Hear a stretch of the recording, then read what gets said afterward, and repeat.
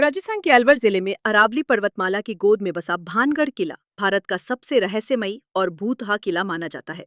ये किला 17वीं सदी में राजा माधो सिंह ने बनवाया था, जो आमेर के महान राजा मान सिंह के छोटे भाई थे।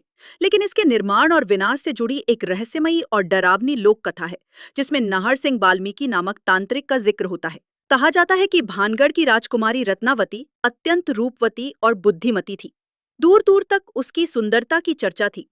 उसी समय एक नाहर सिंह नामक तांत्रिक उस पर मोहित हो गया। उसने रत्नावती को वश में करने के लिए तंत्र मंत्र का सहारा लिया।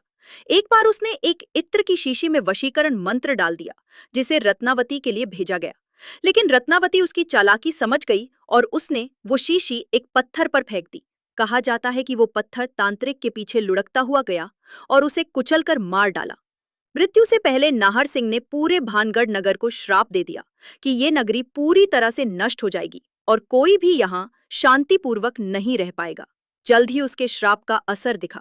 भानगढ़ पर पड़ोसी राज्यों ने हमला किया, नगर उजड़ गया और सभी लोग मारे गए या भाग गए।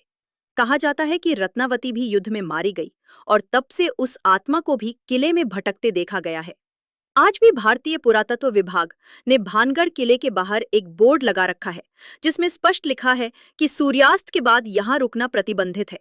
स्थानीय लोग मानते हैं कि रात को किले में अजीब आवाजें, चीखें और परछाइयां दिखाई देती हैं।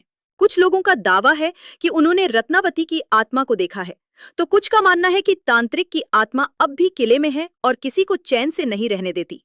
भानगढ़ आज पर्यटकों के लिए आकर्षण का केंद्र है, लेकिन डर और रोमांच से भरा। वैज्ञानिक प्रमाण भले ना हों, पर लोक विश्वास, कथाएं और वहां का वातावरण इसे भारत का सबसे प्रेत बाधित स्थान बनाते हैं। नाहर सिंह का ये श्राप आज भी रहस्य बना हुआ है,